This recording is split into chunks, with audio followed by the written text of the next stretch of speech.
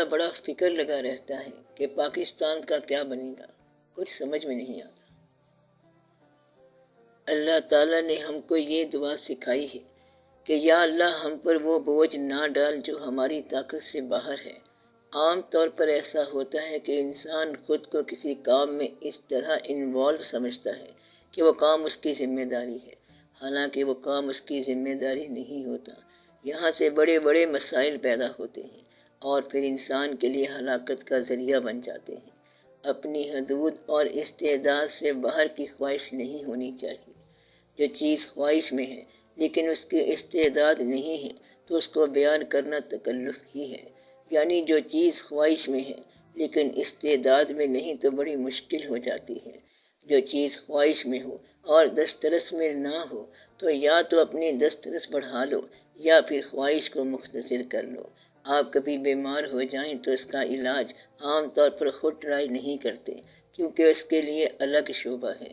اس بارے میں ڈاکٹر یا حکیم سے پوچھا جائے۔ آدمی جانتا ہے کہ جس کا کام اسی کو ساجھے۔ اسی طرح عدالت کا معاملہ ہو تو وکیل سے پوچھتے ہیں، مگر جب کبھی آپ ملک، ریاست، سیاست یا بین الاقوامی طور پر سوچتے ہیں تو پھر اس کو اپنی ذمہ داری سمجھ لیتے ہیں۔ اگر اس کو آپ نے اپنی ذمہ داری سمجھی ہے تو مبارک ہو، اب اس کو پورا کرو۔ مثلاً اگر کوئی یہ کہتا ہے کہ میں ہر روز 50 آدمیوں کی خدمت کروں تو یہ اچھی بات ہے، اب کرو، پھر گھبراتے کیوں ہو؟ یہاں پر وہ آدمی پریشان ہوگا جو خدمت کا دعویٰ بھی رکھتا ہے اور دل میں کچھ نفرت بھی موجود ہے۔ اسی طرح اگر کوئی شخص ملکی معاملات کی اصلاح کی آرزو رکھتا ہے تو یہ اچھی بات ہے، آرزو ضرور رکھو، مگر خدمت کا آپ کے پاس شعور نہیں۔ ایسا آدمی پھر اپنے لیے ہلاکت کا سامان پیدا کرتا ہے۔ وہ ایسی چیز کی تمنا کرتا ہے جو اس کی ہستی میں نہیں۔ کتنے ہی لوگ ہیں جو مہمان نوازی سے باہر جانے کی کوشش کرتے ہیں اور پھر پریشان ہو جاتے ہیں۔ اس کے گھر والے یہ گلہ کرتے ہیں کہ دوسروں کو بہت وقت دیتا ہے۔ مطلب یہ ہے کہ خواہش اور استعداد میں فرق ہو تو خواہش آپ کو ہلاک کر دے گی۔ ایک آدمی اگر دوسرے پر زیادتی کر رہا ہے اور دونوں آپ کی دسترس سے باہر ہیں تو سوائے اس کے کہ آپ پریشان ہو جاؤ، آپ کے پاس کوئی عمل موجود نہیں ہے۔ اس کا حل یہ ہے کہ آپ کے پاس قوت ہو اور آپ دونوں کی غلطی فائنڈ کر کے ان کی اصلاح کر دو۔ اکثر مسائل ایسے ہوتے ہیں جن کی اصلاح آپ کے پاس نہیں ہوتی، بلکہ معاملہ آپ کی سمجھ سے بالاتر رہتا ہے۔ پہلے آپ زندگی کو زندگی کے حوالے سے دیکھو۔ کیا آج کے موجودہ انسانوں سے پہلے کوئی انسان آیا؟ آج کل کے لاہور میں جتنے لوگ موجود ہیں، کیا اس سے پہلے لاہور میں کوئی انسان تھے؟ کیا آپ کے آباء و اجداد میں یا کوئی اور لوگ تھے؟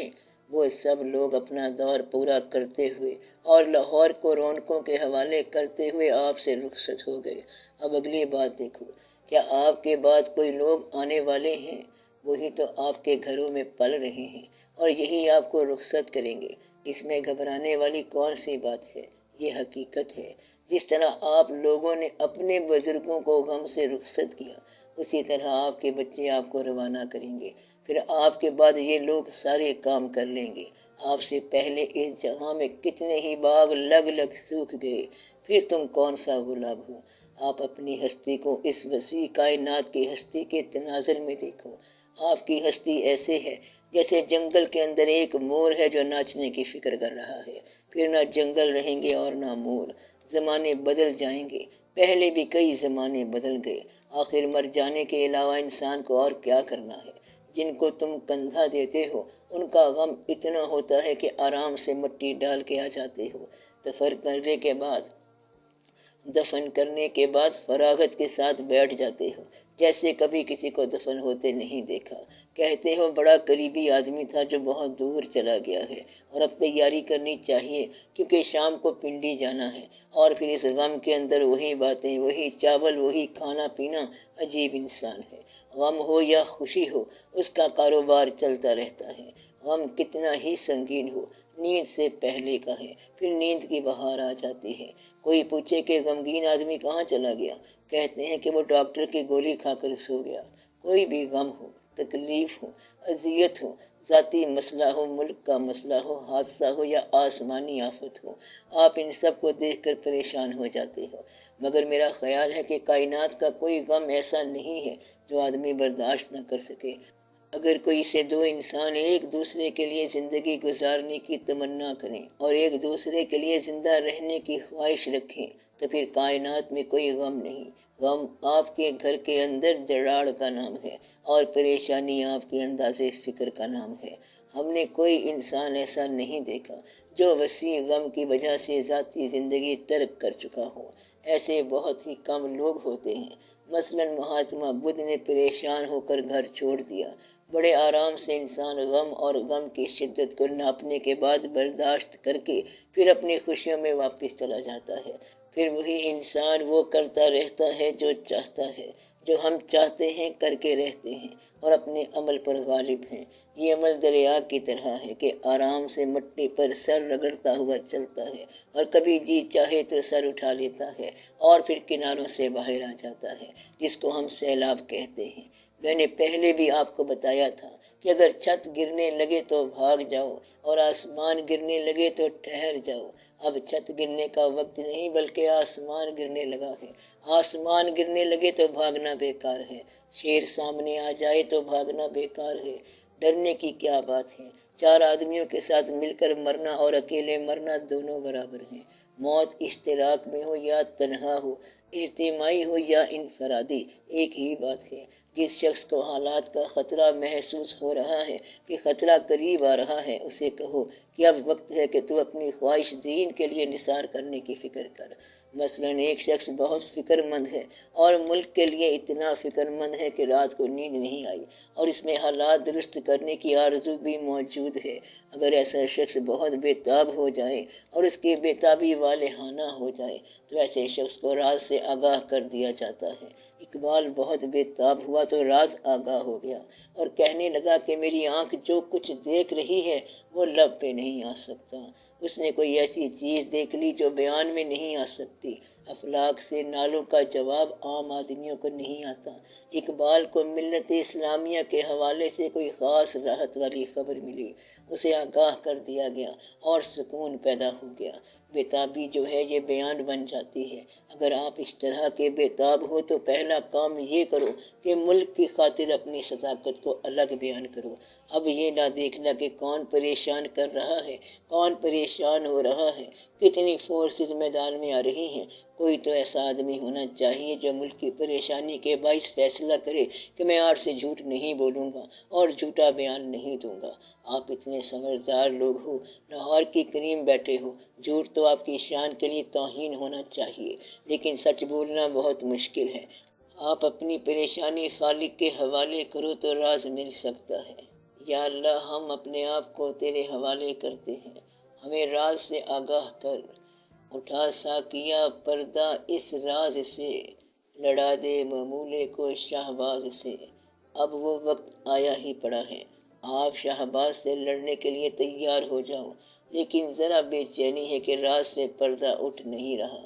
میں نے افکار کے چہرے سے اٹھایا پردہ، کم نگاہی کا تیرے ذہن پہ چھایا پردہ۔ پہلے آپ جاگو اور یہ دیکھو کہ کس بات پر فکر مند ہو۔ فکر میں ہم اپنی زندگی کو ترتیب دیتے ہیں، فکر کو جاری رہنا چاہیے۔ اگر فکر صحیح ہو تو یہ ہو نہیں سکتا کہ فطرت آگاہ نہ۔ انسان ہونے کی حیثیت سے آپ کو اللہ نے آگاہ کر دیا کہ یہ کرو اور یہ نہ کرو، اور آپ کی ایک میعاد ہے اور ایک مقررہ مدت ہے جس کے لیے آپ کو دنیا میں بھیجا گیا، اور پھر آپ اللہ کے پاس واپس لوٹا دیے جائیں گے۔ اس وقت آپ اللہ کے سامنے اپنے حساب کتاب کے جواب دہ ہوں گے۔ انا للہ و انا الیہ راجعون۔ آپ سے یہ نہیں پوچھا جائے گا کہ فرانس میں کیا ہو رہا تھا، بلکہ یہ پوچھا جائے گا کہ آپ کو جو صلاحیتیں دی گئی تھیں انہیں کہاں استعمال کیا، اور آپ کے پاس جو پیسہ آیا اس میں حرام کا شبہ تو نہیں تھا، اور کیا آپ کے پیٹ میں کسی یتیم کے مال کی آگ تو نہیں تھی، کیا آپ کے وعدے ایفا ہوتے تھے، کیا آپ نے اللہ کے فرمان میں ملاوٹ تو نہیں کی، کیا آپ نے یہ سمجھ لیا تھا کہ ہمیشہ دنیا میں رہیں کہیں گے، کیا آپ کو اپنے سے پہلے رخصت ہونے والے نظر نہیں آئے؟ کیا آپ نے سچ کو باطل کا لباس تو نہیں پہنایا تھا؟ اور کیا آپ نے گفتگو میں ابہام کا راستہ تو اختیار نہیں کیا تھا؟ ابہام یہ ہوتا ہے کہ جب بات کلیئر نہ کی جائے، مثلاً کہاں سے آ رہے ہو؟ میں وہاں سے آ رہا ہوں۔ کدھر گئے تھے؟ وہاں گیا تھا۔ کہاں رہتے ہو؟ بڑی تکلیف میں رہتا ہوں۔ یہ ساری مبہم باتیں ہیں، اور مبہم بات منافقت کے قریب ہے۔ وہ شخص جو ان سوالوں کا جواب نہ دے سکے وہ کسی کی اصلاح نہیں کر سکتا۔ جس شخص نے اپنی زندگی کسی کام کے لیے وقف نہیں کی اور چاہتا ہے کہ اصلاح ہو جائے، وہی تو مجرم ہے، کیونکہ یہ شخص اپنی استعداد کو استعمال نہیں کرتا۔ اگر آپ اپنی استعداد کو فی سبیل اللہ اور فی سبیل ملک استعمال کرو تو آپ کے لیے کوئی مسئلہ نہیں رہ جائے گا، اور آپ کے پاس جو بہتر اشیاء ہیں اس راہ میں خرچ کر دو۔ بات ساری نیت کی ہے۔ مثلاً حج عمل کا نام نہیں، نیت کا نام ہے۔ اگر دل میں عزت نہ ہو، احترام نہ ہو، اللہ اور اللہ کے محبوب صلی اللہ علیہ وسلم کی محبت نہ ہو، تو حج کا سفر دنیا داری ہے۔ اور اگر نیت صحیح ہو تو گھر میں حج موجود ہے، کیونکہ اللہ تو آپ کے دلوں کے قریب رہتا ہے اور آپ کی نیت کے پاس رہتا ہے۔ اگر آپ کی نیت اللہ ہے تو وہ چھوٹی چھوٹی باتوں پر بڑا راضی ہو جاتا ہے۔ آپ یہ مانتے ہو کہ آپ ایک چھوٹے سے اور فانی انسان ہو، اور وہ اس وسیع کائنات کا مالک ہے، اور وحدہ لا شریک۔ آپ دیکھو کہ آپ کی اہمیت کیا ہے۔ آپ کے لیے اس دنیا میں سب سے بڑے انسان یعنی حضور پاک صلی اللہ علیہ وسلم کو بھیجا۔ ان کے ذریعے اپنا آسمانی پیغام تم زمینی آدمیوں تک پہنچا دیا۔ اتنی بڑی اور وسیع کائنات کا خالق اور مالک اللہ آپ کو نظر انداز نہیں کرتا، اور آپ کی ذاتی زندگی اور دوسروں کے ساتھ لین دین کو جج کرتا رہتا ہے۔ اور پھر اس نے آپ کا نمبر لگایا ہوا ہے تاکہ کوئی موت سے بچا نہ رہے۔ یہ نہیں ہو سکتا کہ کوئی آدمی مس ہو جائے اور موت سے نکل جائے۔ جو موت سے نہیں نکلا وہ خدا سے نہیں نکل سکتا۔ یہاں پر آپ کا ٹھہرنا پروگرام کے مطابق ہے، اور یہ پروگرام آسمانی ہے۔ آپ کو سمجھ اس لیے نہیں آتی کہ سفر زمین کا ہے اور حکم آسمان سے آ رہا ہے۔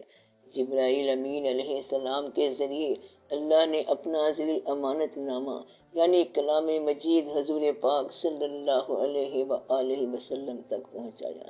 اب کوئی شخص چلتے چلتے کلمہ پڑھ گیا اور مسلمان ہو گیا تو کائنات میں اس کی دھوم مچ گئی، اور کوئی منافق رہ گیا۔ اللہ تعالیٰ فرماتا ہے کہ یہ منافق جب اپنے شیطانوں کے پاس جاتے ہیں تو کہتے ہیں ہم ان سے مذاق کر رہے ہیں۔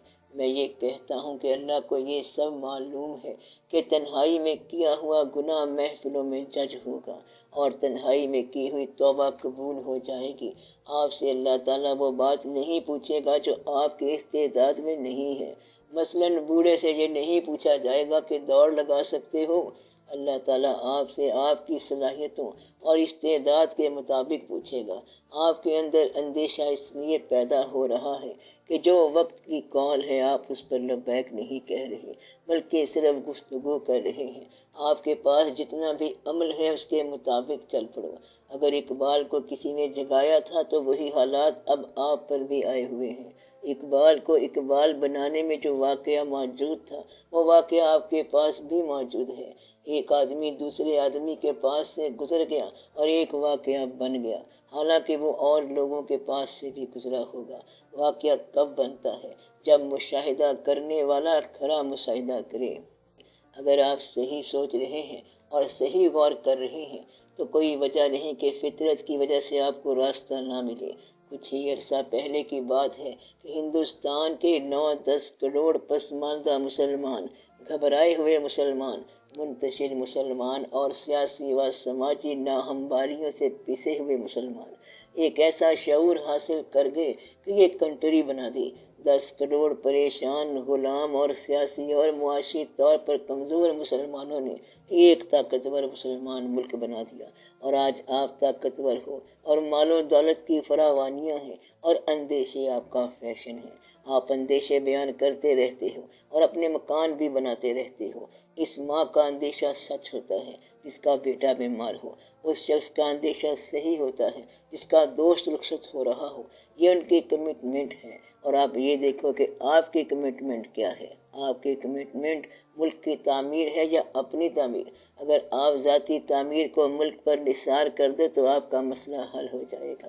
اللہ کی بات دیکھو، ایک آدمی نے اسلام کا کوئی خاص علم بھی حاصل نہیں کیا، صرف مخلص تھا اور اس میں تھوڑا بہت سلوک موجود تھا۔ اللہ نے ایسی مہربانی کی کہ 10 کروڑ افسردہ مسلمانوں کو اس کے ساتھ عقیدت ہو گئی، محبت ہو گئی اور وہ ان کا کنارہ بن گیا۔ آپ اگر لیڈر ہو تو آپ کے ساتھ آپ کے فالوور کی محبت نہیں ہے۔ آپ اگر فالوور ہو تو آپ کے اندر کسی لیڈر کا احترام نہیں ہے۔ آپ اس ملک کے آدمی ہو اور ملک کو توڑتے جا رہے ہو۔ کوئی شخص ایسا نہیں جو اپنی تعمیر کو ملک کی تعمیر پر نثار کرے۔ ہر آدمی اپنے آپ کو پہلے اور ملک کو بعد میں رکھتا ہے۔ یہ تو خدا کا فضل ہے جس کی وجہ سے یہ کنٹری بچا ہوا ہے اور آپ لوگوں کی حرکتوں کے باوجود بچا ہوا ہے۔ لوگوں نے اس ملک میں بہت ہی جھوٹ بولے ہیں۔ دعا کرو کہ اب ان کا انجام ہونا چاہیے۔ دعا کرو کہ اللہ تعالیٰ اس ملک کو اس کے حقیقی وارثوں کے پاس پہنچائے۔ ایک شخص اجمیر سے چل کر لاہور کی سرزمین میں آیا اور بے شمار ہندوؤں کو مسلمان کیا۔ آپ اس بات کو مانتے ہیں نا؟ ان کا نام داتا صاحب رحمت اللہ ہے۔ اسی طرح ایک شخص نے اجمیر شریف میں لاکھوں مسلمان کیے۔ ان کا نام خواجہ غریب نواز رحمت اللہ ہے۔ کیا آپ اس بات کو مانتے ہیں؟ اگر آپ اس بات کو مانتے ہیں تو کیا یہ کمالات ختم ہو گئے ہیں؟ ختم تو نہیں ہونے چاہیے۔ ایسی بات ختم کرنا تو اس کی فطرت ہی نہیں ہے۔ قائد اعظم کو دیکھو، وہ ایسے لیڈر تھے جن کے سامنے مناسب لیڈرشپ والے لوگ ختم ہو گئے۔ آپ مذہبی طور پر مولانا ابوالکلام آزاد کے مقام سے انکار کر سکتے ہیں، مگر ٹیلنٹ سے انکار کیسے ہو؟ اسی طرح اور بھی اس وقت کی شخصیات تھیں جن کی قابلیت سے انکار نہیں کیا جا سکتا، مگر قائد اعظم کو اللہ نے ایسا سورج بنایا کہ کوئی ستارہ اس کے سامنے چمک ہی نہ سکا۔ بڑے بڑے شاہ سوار تھے لیکن کسی کی ایک نہ چلی۔ عطا اللہ شاہ بخاری صاحب بڑے اچھے عالم تھے، خوب تقریر کیا کرتے تھے، دن کیا اور رات کیا، رلاتے بھی تھے اور ہنساتے بھی تھے۔ ایک مرتبہ کہنے لگے کہ تم نے اس جلسے میں شرکت کی، پیسے بھی دیے، روئے بھی اور ہنسے بھی۔ میں جانتا ہوں کہ تم میرے جلسے میں آتے رہو گے مگر ووٹ مسلم لیگ کو دو گے۔ تو یہ تھا قائد اعظم کا اعزاز۔ یہ اعزاز فطرت کی طرف سے تھا۔ فطرت نے ایسا واقعہ کر کے دکھایا۔ ایسا واقعہ دوبارہ نہیں ہو سکتا۔ اب آپ اپنے طور پر سوچو اور اللہ کا دروازہ کھٹکھٹاؤ تاکہ اس طرح کا واقعہ ہو جائے۔ شاید آپ کو جواب مل جائے۔ پھر اللہ تعالیٰ ایک ایسا آدمی بھیجے گا کہ اس کے سامنے کسی کی بات نہیں چل سکے گی۔ اس وقت یہ واقعہ مکمل ہو جائے گا۔ وہ آدمی انصاف کرے گا۔ وہ انصاف کرتے وقت اپنے اور غیر میں تمیز کرنا چھوڑ دے گا۔ ابھی آپ اپنے بارے میں انصاف کرو کہ جو چیز آپ اپنے بارے میں کہہ رہے ہو وہ دوسرے کے مقابلے میں کیا کہہ رہے ہو۔ آپ اپنے گھر میں کیا سوچتے ہو اور باہر نکل کر کیا سوچتے ہو۔ کسی نے آپ سے کیا کہا اور کسی سے آپ نے کیا کہا۔ آپ کے حق میں لوگ کیا فیصلہ کرتے ہیں اور آپ کے خلاف کیا فیصلے ہوتے ہیں۔ آپ کا دوست ایسا آدمی ہونا چاہیے جو اللہ کی طرف سے فیصلہ کر سکے۔ ویٹ فار ہم، فائنڈ ہم اور بیکم دیٹ پرسن۔ دین کا علم علماء کے پاس زیادہ تھا، دنیا کا علم ہندوؤں کے پاس زیادہ تھا، مگر نصیب کا علم قائد اعظم کے پاس زیادہ تھا۔ آپ بھی نصیب کا دروازہ کھٹکھٹاؤ، یا وہ آدمی بن جاؤ یا اس کو دریافت کر لو۔ باقی فکر کی کوئی بات نہیں۔ فکر اس کو ہوتی ہے جس کو نیند نہ آئے۔ جس کو نیند آ جائے اسے فکر نہیں ہے، بلکہ فکر کا فیشن ہے۔ اگر آپ کو پاکستان کی فکر لگ گئی تو خواہ مخواہ آپ کی نیندیں خراب ہو جائیں گی۔ پھر اپنا سامان پاکستان پر قربان کرنا شروع کر دو گے اور چیزیں اکٹھی کرنا بند کر دو گے۔ اپنا فکر کرنا بھول جاؤ گے۔ جو لوگ یہ سمجھتے ہیں کہ یہ سرزمین اللہ اور رسول اللہ صلی اللہ علیہ وآلہ وسلم کے نام پر حاصل کی گئی تھی تو اس کی حفاظت کرنا ان کا فرض ہے۔ باقی لوگوں کو یہ احساس دلایا جائے کہ اگر یہ بڑا گھر نہ رہا تو تمہارے چھوٹے چھوٹے گھر بھی نہیں رہیں گے۔ لوگوں کو گھر کا احساس نہیں ہے۔ اندلس کو تو وہی فتح کرے گا جو کشتیاں جلا کر جائے گا۔ یہاں پر جو لوگ حکومت میں ہیں وہ کہتے ہیں یہ ہمارا ملک ہے اور اپنے مخالفوں کو غدار کہتے ہیں اور نا اہل کہتے ہیں۔ جو حکومت کا طالب ہے وہ حکمران کے بارے میں کہے گا کہ ملک کو نقصان پہنچا رہا ہے اور حکمران اسے غدار کہے گا اور انتشار پھیلانے والا کہے گا۔ یہ آپ کا تصور ہے، کوئی ریالٹی تو ہے ہی نہیں۔ جو لوگ آج آپ کے جلسے میں آئیں گے وہ کل آپ کے مخالف کے جلسے میں بھی ہوں گے۔ یہ لوگ گھروں کے ستائے ہوئے ہیں، گھروں میں ویسے بھی گرمی ہوتی ہے، اس لیے جلسے میں زندہ آباد مرد آباد کرنے آ جاتے ہیں۔ ان جھوٹے انسانوں میں سچے آدمی کا میلہ کیسے ہوگا؟ سچے آدمیوں کو اکٹھا کرنے کے لیے پہلے اپنے اندر سچ پیدا کرو۔ یہ سچ آپ کی عبادت ہے، ورنہ اپنی ہستی سے زیادہ اپنا نام نہ پھیلاؤ، نہیں تو پریشان ہو جاؤ گے۔ کیوں ہلاک کرتے ہو اپنے آپ کو؟ ایسی صورت میں بزرگوں کا قول ہے کہ ہمارے اونٹ تو واپس کرو، جس کا خانہ کعبہ ہے وہ خود اس کی حفاظت کر لے گا۔ ایک دعا دل سے کرو جو کہ تم نے نہیں کرنی، یعنی جو موجودہ حاکم ہے اللہ اس کی اصلاح فرمائے اور اس کو توفیق دے کہ وہ حکومت کرتا ہی چلا جائے اور ملک میں سب ٹھیک ٹھاک ہو جائے۔ مگر تم دعا نہیں کرو گے کیونکہ اب حکومت میں تمہاری باری آنی ہے۔ یہ دعا آپ کے پاس ہے لیکن آپ نہیں کریں گے۔ آپ کہیں گے اسے اللہ نے تو معاف کر دیا، میں معاف نہیں کروں گا۔ اس کو کہتے ہیں ذاتی اناد۔ اگر آپ نے ذاتی اناد رکھنا ہی ہے تو اپنے اندر صلاحیت بھی پیدا کر لو۔ اگر صرف آرزو ہو اور صلاحیت نہ ہو تو پریشانی ہو جائے گی۔ آپ تو فقیر کو 5 روپے بلکہ 5 چونیاں نہیں دے سکتے۔ پھر آپ ہی بتاؤ آپ کیا حق رکھتے ہو حکومت لینے کا؟ حکومت حاصل کرنے کے لیے یا تو اس بندے کو حاصل کر لو یا وہ بندہ آپ خود ہی بن جاؤ یا پھر کسی کا انتظار کر لو۔ ہیرو آپ بن نہیں سکتے، کسی ہیرو والے کے ساتھ مل جاؤ یا پھر انتظار کرو اور دعا کرو کہ یا اللہ مہربانی فرما۔ اب بات ہمارے بس سے باہر ہے، بات اللہ کے حوالے کرو۔ کشتی وہ جانے، سمندر وہ جانے، موجیں وہ جانے، لہریں وہ جانے، لنگر وہ جانے اور لنگر اندازیاں وہ جانے۔ یا پھر یہ کہو کہ یا اللہ آپ دخل نہ دینا، میں خود ہی فیصلہ کر لوں گا۔ ایک کہانی آپ نے سنی ہوگی، ایک آدمی دوسرے شخص کو مارنے گیا۔ جب اس کا دشمن تلوار کی زد میں آ گیا تو اچانک بجلی گری اور اس کی کشتی ڈوب گئی۔ جس نے انتقام لینا تھا اس نے فطرت کی طرف اشارہ کیا کہ تو بڑا ظالم ہے، تو نے اس کو مار دیا لیکن میری تلوار کے بغیر مارا۔ میرا خون تب ٹھنڈا ہوتا جب یہ میری تلوار سے مرتا، اب مجھ میں ہمیشہ حسرت ہی رہے گی۔ تو یہ ہیں آپ کی خوبیاں، آپ کے انتقام کا جذبہ ختم ہی نہیں ہو رہا اور خواہش رکھتے ہو ملک چلانے کی۔ اپنی استعداد سے ماورا اور ماسوا خواہش نہ کیا کرو، یہ ہلاکت ہے۔ ہلاکت کیا ہے؟ استعداد سے زیادہ کی تمنا، اور آسودگی کیا ہے؟ استعداد سے کم سفر۔ اللہ قادر ہے، وہ ہمارا مسئلہ بھی ضرور حل کرے گا۔ دعا کیا کرو کہ انہی مسلمانوں سے کام لے لے، اپنی غیرت کو استعداد بنا لو۔ ابھی انڈیا جانا ہے، کیا آپ میں کوئی ایسا ہے جو انڈیا سے آیا ہو اور آتے وقت یعنی مائیگریشن کے وقت یہ کہہ آیا ہو کہ ہم پھر آئیں گے، فاتحین ہو کر آئیں گے؟ یہ بات بھی آپ بھول گئے۔ نہ دہلی یاد رہی نہ لاہور یاد رہا، صرف پریشانیاں یاد رہ گئی، اپنے ذاتی کام یاد رہ گئے، ذاتی تعمیر میں مصروف ہو گئے۔ اس لیے دعا کرو کہ اللہ آپ کو آپ کا حق دے۔ حق کیا ہے؟ استعداد کے مطابق حاصل۔ احسان کیا ہے؟ حق سے زیادہ مل جانا۔ محرومی کیا ہے؟ حق سے کم ملنا۔ تاریخ میں جو حکمران گزرے ہیں ان کا ارادہ ہوتا تھا کہ دنیا کو فتح کریں، لیکن پھر زندگی مہلت نہیں دیتی۔ ایک فاتح کو ایک بزرگ نے بتایا کہ فتح کرنے کی خواہش کو فتح کر لو تو بچ جاؤ گے۔ زمین کو تو کوئی فتح نہیں کرتا، زمین تو ایسے ہی رہتی ہے۔ انسانوں کی فصلیں اگتی ہیں اور کٹتی ہیں لیکن زمین یہی رہتی ہے۔ یہ کھنڈرات کبھی محل تھے اور آج کے محل بھی کھنڈر ہو جائیں گے۔ حاصل محرومیاں اور اندیشے ختم ہو جائیں گے۔ آپ کو پتہ ہے کہ 50 سال میں بھرا ہوا شہر اپنے موجود آدمیوں سے بالکل خالی ہو جاتا ہے اور نئے سرے سے بھر جاتا ہے۔ لوگ سمجھتے ہیں کہ شہر آباد ہو گیا ہے مگر واقف چہرہ ایک بھی نہیں ملتا۔